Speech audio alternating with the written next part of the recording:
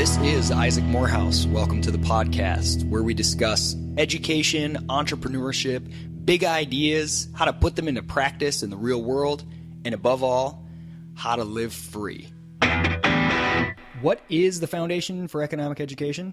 Besides being a sponsor of this, the Isaac Morehouse podcast, FEE is one of the leading, I would say the leading voices for clear economic thinking in the country today. And not just today. FEE's history is amazing.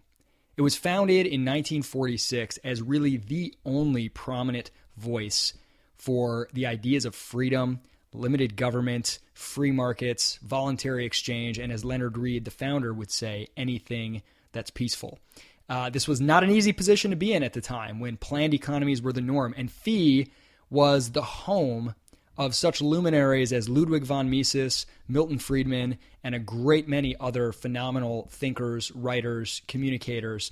It has been a bastion for the ideas of economic liberty through their magazine, The Freeman, their online resources at fee.org, and most important today, their in-person seminars for young people. If you are between the ages of 14 and 26, there is nothing like a FEE seminar. 3 days, usually at a great location somewhere around the country: Austin, Texas, Orange County, California, New Hampshire, Georgia, Florida, South Carolina.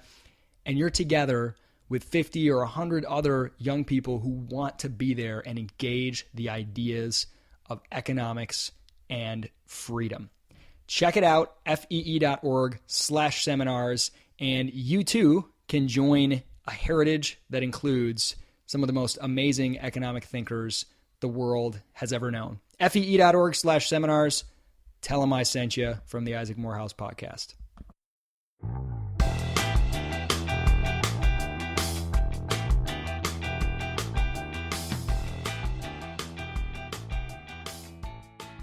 Praxis is proud to sponsor this episode of the podcast. Praxis is about living the life you want, living on your own terms, getting off the conveyor belt. What does that mean specifically? If you're a young person, high school, college age, you've kind of been taught that there's a conveyor belt. You sit down, you shut up, you obey the rules, you get good grades, and you'll be moved along and then eventually handed a ticket to a job and a house and 2.5 kids and a bunch of debt. That's bullcrap. You need to create your own life. You need to decide what you want. Look at the opportunities around us that are more plentiful than has ever existed in the history of mankind. And you need to get out and start exploring and experimenting. Stop doing things you hate. If you're bored in the classroom, if it's not bringing you any joy, get out. Engage with the world. Try some things. If you get accepted into Praxis is a highly competitive program. But if you get accepted in, we will place you with an entrepreneur at a growing dynamic business where you'll be working 30 hours a week. At the same time, you'll be going through a series of professional development challenges to meet your goals that you've set out. You start the program and say, here's what I want at the end. Here are the tangible outcomes. I want a job offer. I want to launch an online business. I want to, whatever it might be. We take that and use that as our measuring stick to decide whether we're doing our job. Our advisors work with you to reach those goals. They help you, they push you, they challenge you like a fitness trainer would. But ultimately, you're the one in the driver's seat. We provide you with an amazing curriculum, resources on everything from liberal arts topics like economics and history to business, entrepreneurship, life skills, and digital branding, building a website. It is intense, but it will change your life. DiscoverPraxis.com. Check it out.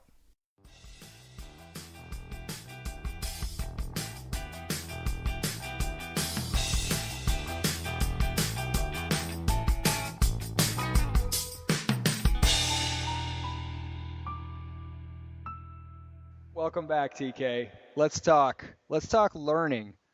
Why is it so hard? Why are most of us really bad at learning, and why is it so hard? And what is the difference between learning for oneself and whatever other form of imbibing information is common? Well, first of all, when I think about learning, I think about a process that can never be meaningfully divorced from doing it for yourself. If you're not doing it for yourself or for something that appeals to your self-interest, then I'm not even sure what it is you're doing. You may be following orders, you may be taking instructions, you may be attempting to avoid pain or difficulty, but I don't consider it to be learning. But let's unpack that a little bit in order to make it clear.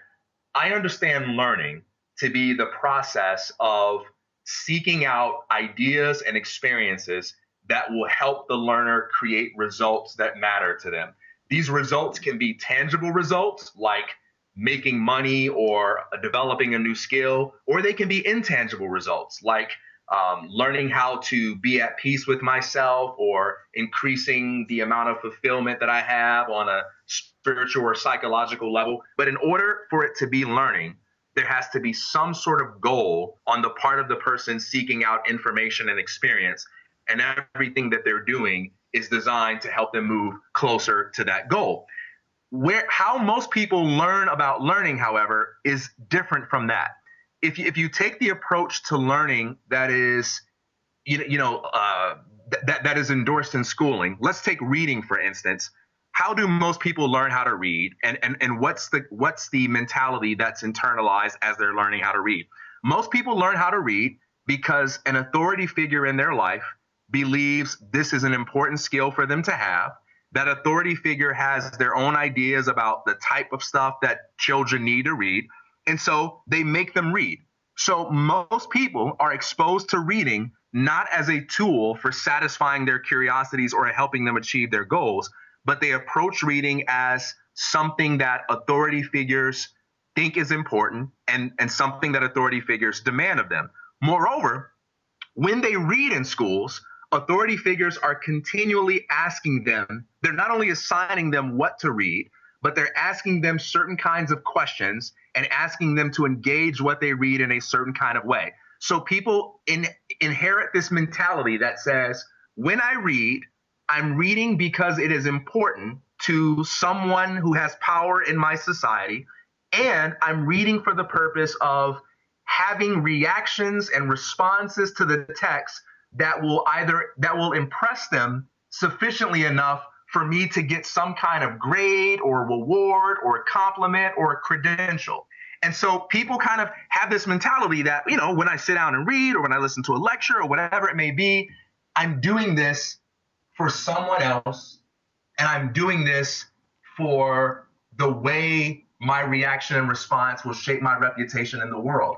And I think that's very tragic because it's not selfish at all. And learning ought to be far more selfish than that. Yeah. When you sit down to read a book or listen to a podcast, your thinking ought to be dominated by a conviction that this is my time, my energy going out in the direction of consuming this content, and this experience better be valuable to me in helping me get what I want out of life. Does that make sense? Absolutely. That word selfish, that's really what sticks out to me. It's not selfish enough. Learning should be, and at its best, it is utterly and completely selfish. I want to get something out of this. I want to extract something. I'm always reminded of the image of from the Bible where Jacob is wrestling with an angel, and he's like, I will not let you go until you bless me. Like, I demand to get something out of this, right? And he gets in this physical, violent fight because he's gonna extract value out of this experience.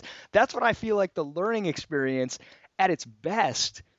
That's what it's really all about. And I think there's a huge problem with not being selfish enough in your learning. And I think you and I, and we've come a long way. I don't think we necessarily, and maybe we can talk about our backgrounds and some of the things that our parents did and didn't do that maybe helped or hindered. But I think we've both figured out how to be really selfish in our pursuit of knowledge, in our learning. And our personalities are so different that it manifests in very different ways, but we're both very selfish. So for example, approaching a book, when I approach a book, I don't care so much about whether the book is true or false, good or bad, popular or unpopular, whether I'm supposed to be someone who understands it or gets it, whether I actually do get it, whether, I'm not all that concerned about all that stuff. I probably used to be. And I've gotten to the point where all I care about is what can I gain of use? What tools can I put in my toolkit? What new language, what new conceptual tools, what new lenses, ways of looking at the world, what new stories can I extract from this experience, whether or not I like the author or know anything about them, whether or not I think their main thesis is right or wrong, whether or not I think it's good or bad in terms of morally good or in terms of well written, whatever else. What can I gain? That's what I'm in it for. What can I gain that helps me achieve my own goals? And if I realize pretty early in I'm not gaining anything, then I'll put the book aside. I don't care. I don't care if it's considered a good book, a bad, whatever. I'm not going to have the patience. I'm going to move on. Your selfishness manifests in a different way. You keep digging deeper and you keep thinking there's going to be something. I'm going to get something out of this. And you usually always do.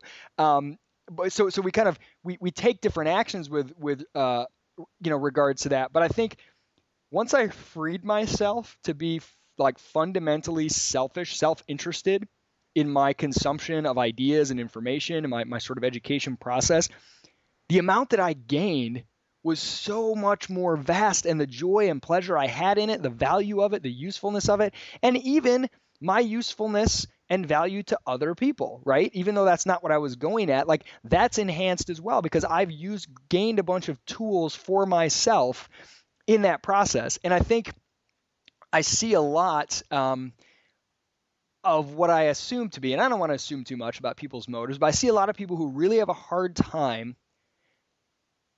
approaching things in that selfish way. Instead, it's like, okay, let me look at this book, and then let me immediately signal to the world in a review or a Facebook post or whatever what I think is right and wrong about the book, what's correct, what's not correct, where I stand in relation to it, whether or not I want to be seen as someone who likes this book, whether or not I want to prove to people, just like we have to prove to teachers, that I sort of got what the main argument was. And then I have my rebuttal or my reason for agreeing. Let me sort of do the things necessary for a test, or let me immediately just say, I'm unimpressed. I'm unimpressed. I don't like this. Well, it's you don't like it, so what?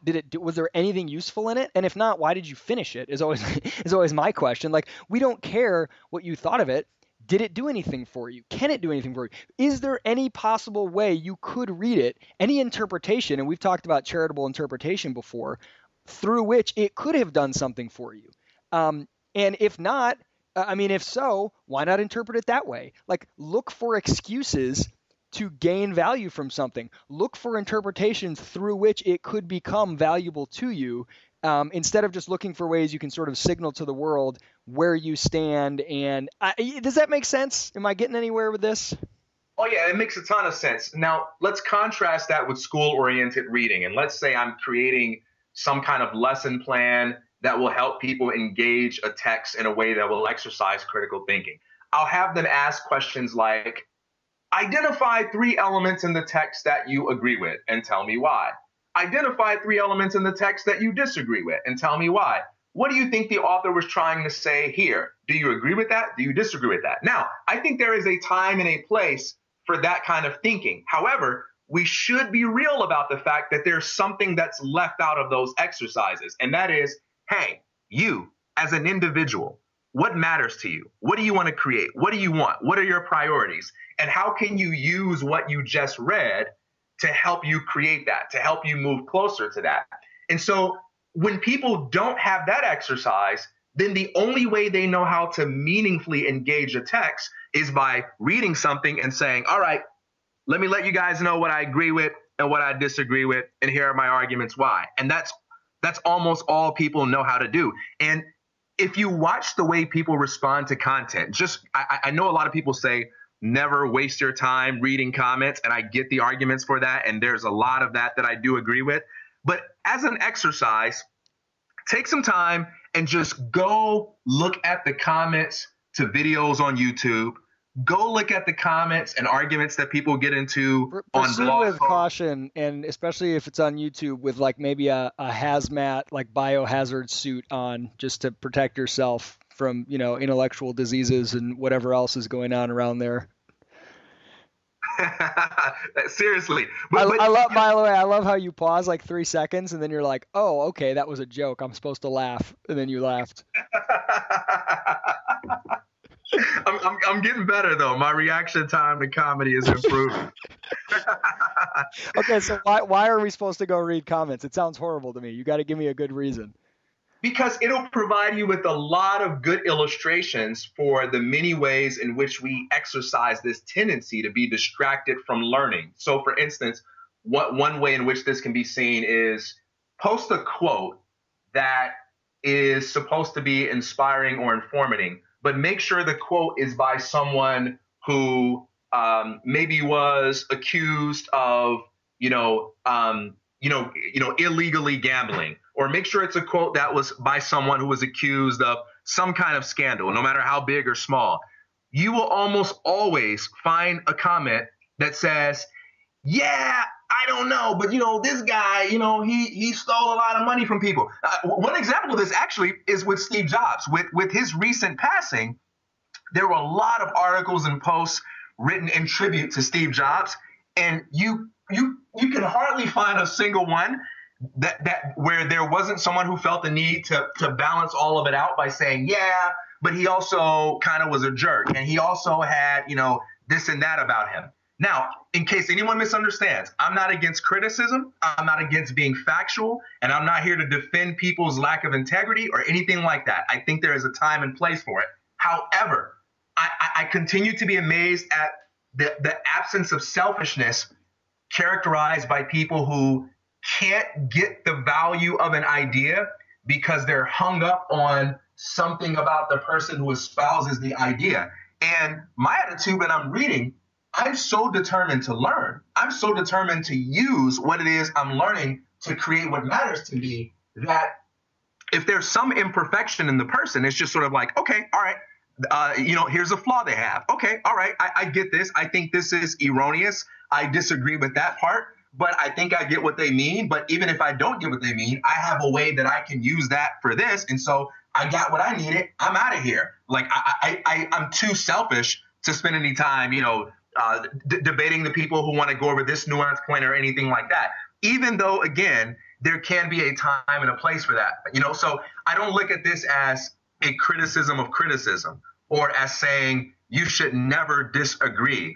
But I think when you are spending your time reading things or engaging materials, I think you ought to be so selfish about your own personal development that your highest priority should be asking yourself the question every step of the way: how can I use what is before me to more effectively create the results I want out of life? There's kind of a question that I ask myself a lot is, okay, am I just being a responder? My time is too valuable to just be a responder. So if I'm going around responding to articles on Medium, Facebook posts, whatever else, all the time, just responding, thinking of ways that this could be wrong, here's an objection, I'm not using my time valuable enough based on my own definition.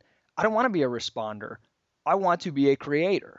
And if I see something and I don't get any value out of it, I just want to move on. I don't need to stop and tell people, hey, I don't think this is valuable for the following reasons.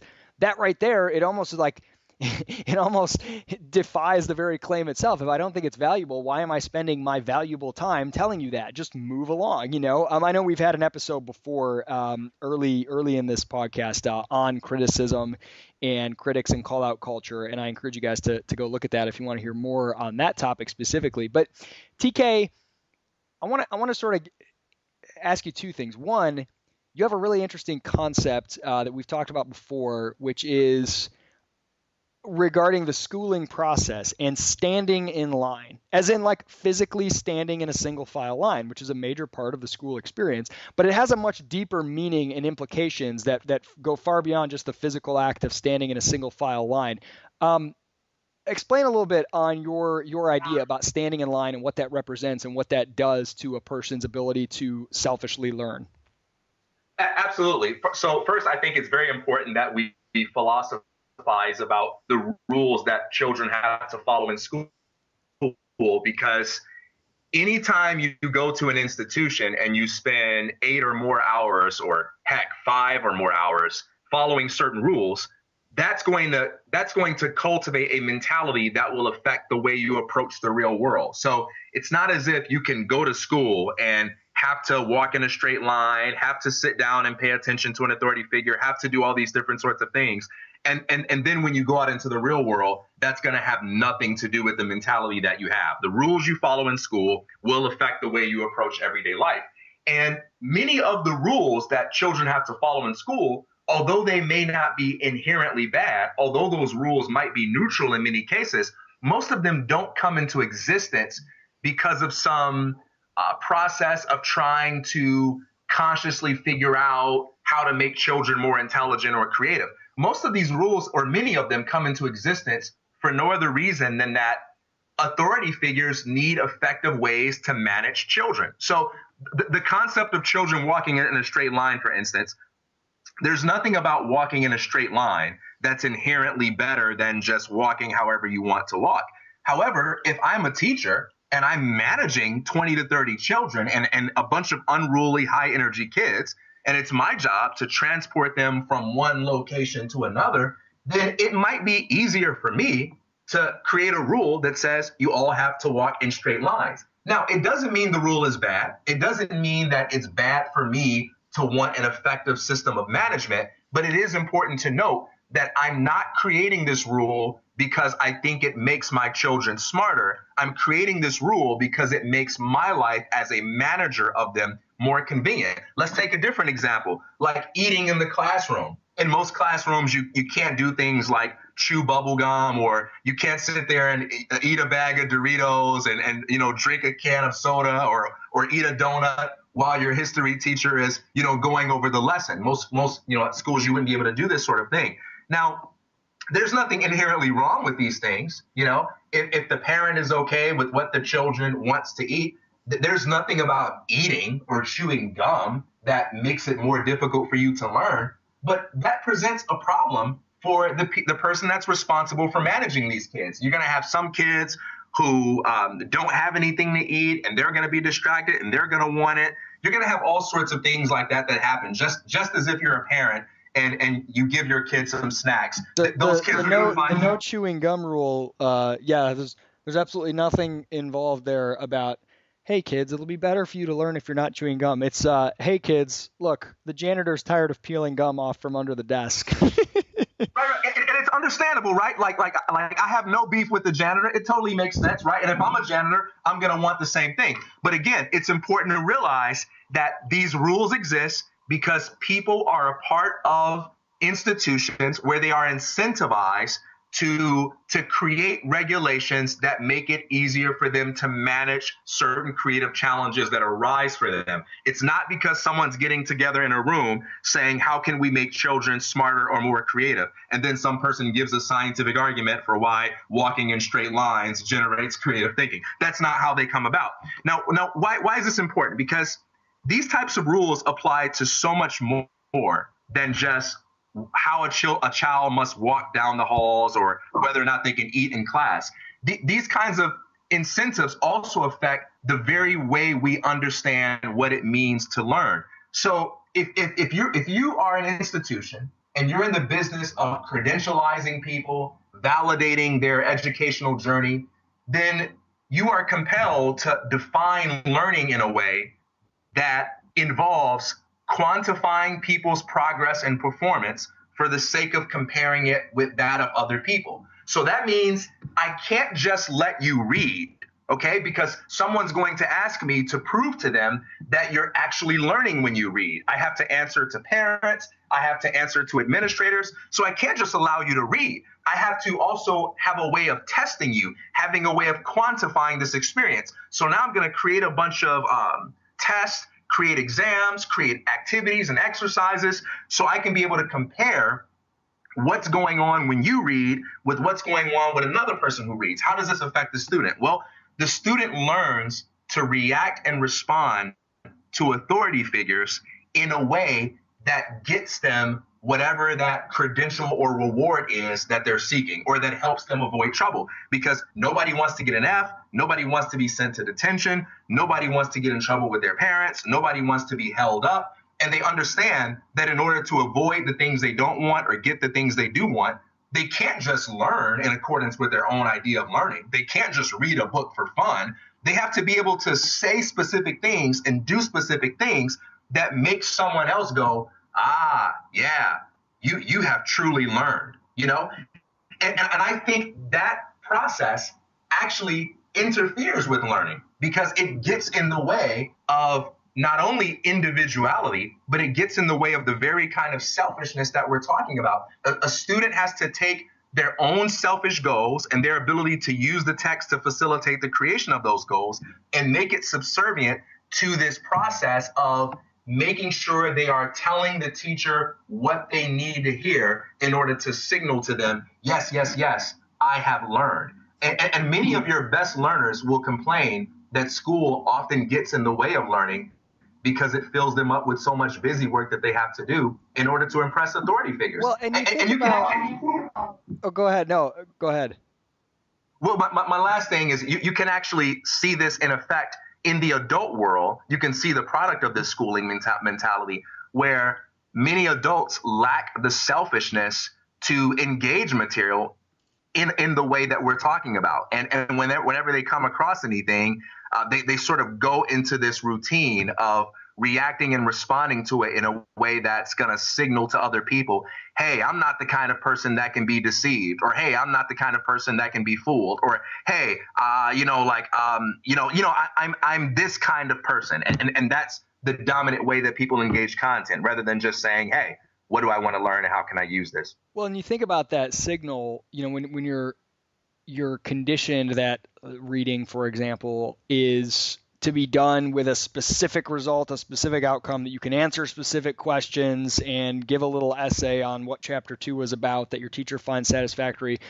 The reason that students respond to that is to avoid pain, whether, emotional pain, whatever, to avoid the unhappy feeling of failure. You failed this assignment. You failed this class. You're doing a bad job. You're not doing what you're supposed to. You're not learning.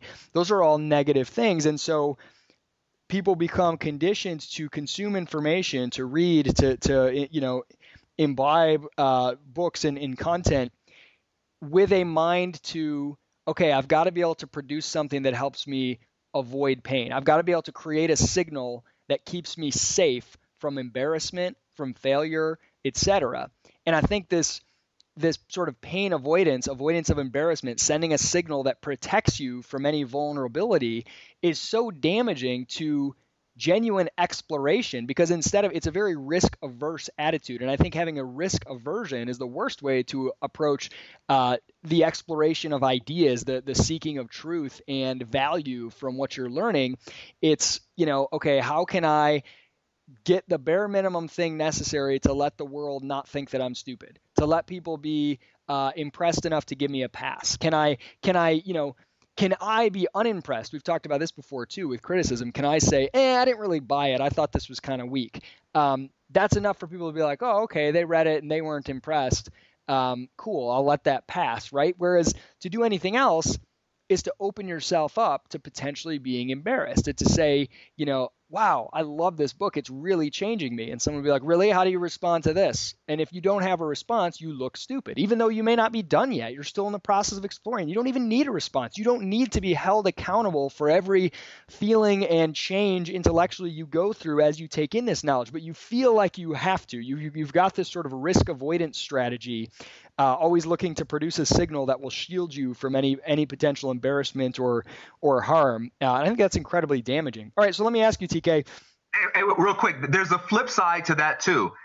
Students not only want to avoid pain, but there's also a positive side, right? Where we like the way it feels to get praise. So I might also be motivated to learn and come up with things to say because it makes my teachers and my parents very proud of me. And while there's nothing inherently wrong with loving the reception of praise and, hating the reception of pain, both of these things are two sides of the same coin because it's externally guided. I'm still learning for reasons that have to do with receiving praise from other people or avoiding pain from other people based on their disappointment or satisfaction with me. And it still has nothing to do with my own curiosities and goals. So both of them are equally damaging. Yeah, let me go look at what Twitter is saying and Facebook and make sure that I'm safe before I give my opinion on this movie or this book. So TK, how have you? I mean, was this a fight for you? Was this a struggle for you to sort of reclaim the selfish approach to learning, to, as you've said before, to read irresponsibly, to go after consuming ideas for no other purpose than the value they bring to you, the usefulness they bring to you? Was this something you had to fight against or overcome? I know in my case, I really, being homeschooled and pretty loosely, my mom was pretty lax. I had very little pressure to read, period, and I hardly did any. I just didn't care about reading. It was not really interesting to me, and I didn't need to do that much of it. I mean, maybe I did sometimes to get the little free mini pizza at Pizza Hut with the reading the reading club. Probably faked my way through a few books, but until I reached a point where I started to become interested in specific subjects and read purely for myself. So I didn't have much to contrast it with. I didn't have as much of that sort of schooled mentality. But did you? Was that something you had to fight? So for me, this one particular thing has never been a fight because, I mean, my parents have taught me from the beginning that if something is true, it's true. And if something is false, it's useless. And, pursue the truth. And it doesn't matter who the truth comes from or where it comes from. All that matters is that it's true. And so I've never had an issue with, oh, yeah, I mean, I know the guy just said it's 2 + 2 = 4, but he's a convicted murderer. So, no, I mean, if he's a convicted murderer, then I'm not going to close my eyes, fall backwards, and expect him to catch me. But he just said 2 + 2 = 4, and I'm not going to be distracted from that fact either. So my parents taught me to make a really strong distinction between the truth of what is being said, the truth or value of what is being said, and anything controversial or sketchy about the person who's saying it.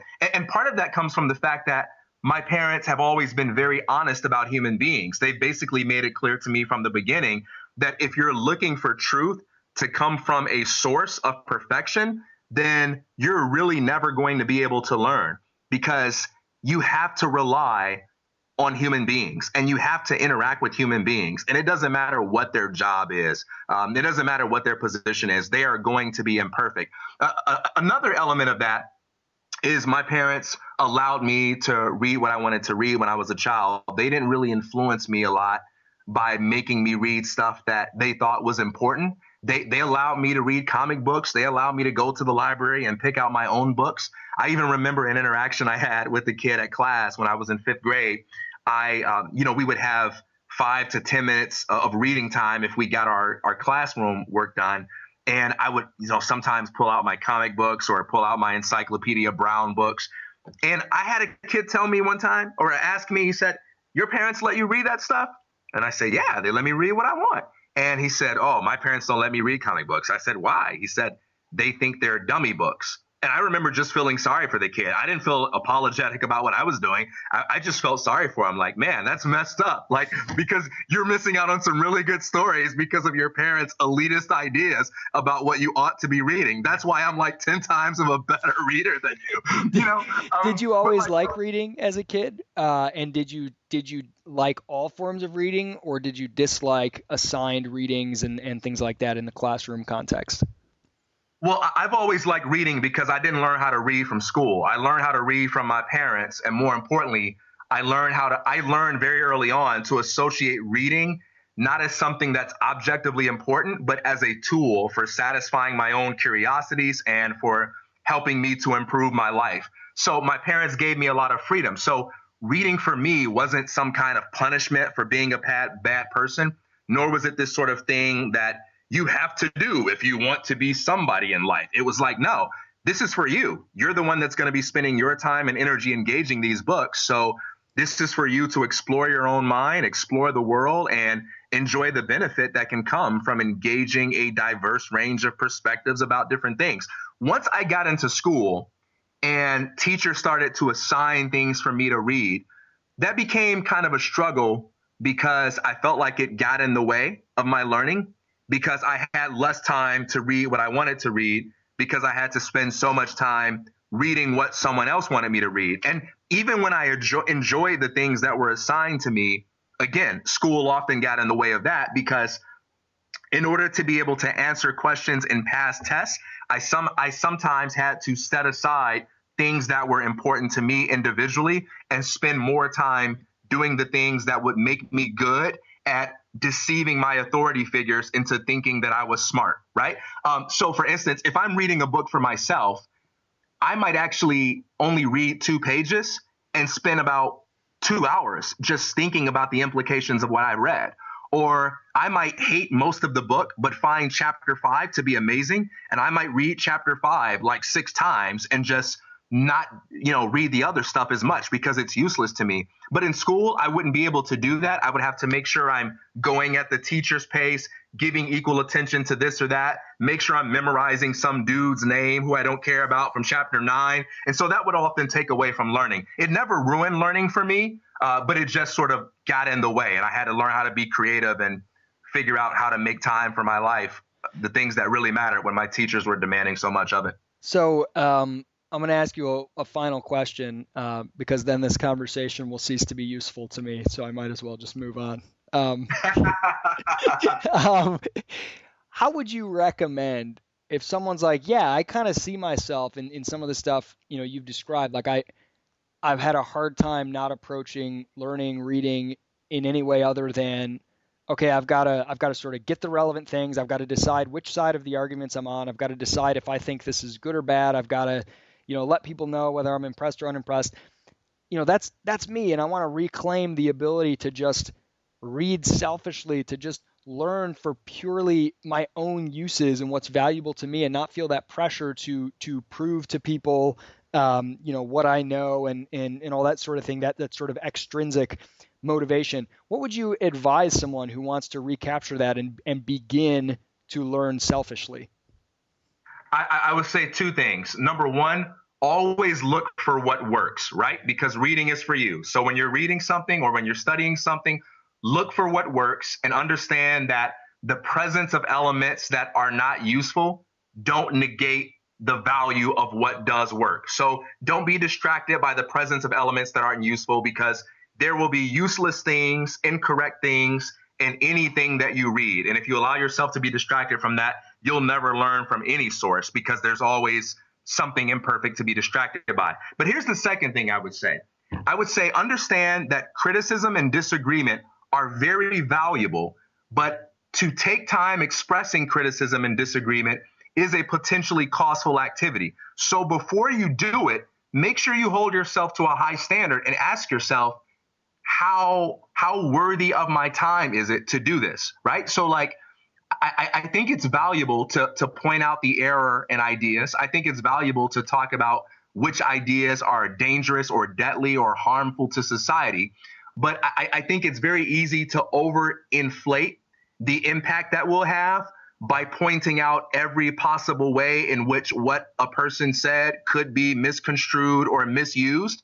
And that can very quickly lead to a life where you're just commenting on everybody's Facebook status. You're commenting on everybody's YouTube video because you literally believe that the universe will suffer if you're not pointing out all the errors that exist out there, or all the, nuanced ways in which an idea might be abused or misunderstood. And if you're doing that too much, free yourself from that. You can let bad ideas be. Milton in Areopagitica, which is this phenomenal little pamphlet about free speech, he has this great line where he says, and I'm paraphrasing here, I'm not as good at the old English poetic writing, but he says something about let truth and falsehood grapple, and let her grapple with falsehood in the field, and trust that at the end of the day she will stand. You don't need to go around policing every bit of falsehood and feeling stressed that someone's writing something that could be misinterpreted or could be dangerous or could offend some group or could come off the wrong way. Like, let it go. Let truth grapple with falsehood on her own, and she'll stand over time. So let me give you an example of how this plays out for me. Let's say I read a Zig Ziglar quote somewhere. Let's say you put it up on Facebook. I know you never post Zig Ziglar. You're not as cheesy as me. But let's say Zig Ziglar has a quote that says, I like Zig Ziglar, but I probably wouldn't post that. That's true. Yeah. So because you're one of those guys who likes to zag when everybody else is zigging. Oh, well played. That might be my best pun ever. All right, so Zig has a quote that says, "You can get everything you want if you help enough people get what they want. Now, here's what it's like to read that with a selfish perspective. You look at that and you say, all right, I get it. Zig is talking about the power of value creation. He's saying to me that if there's something that I want out of life, I'm much more likely to get that if I focus less on trying to get people to give me something and I focus more on using what I already have to create value for them. All right, how can I put that to work in my life? That's the selfish perspective. I'm off and running with that idea. Now, a tendency for a lot of people is to look at that and say, wait a minute.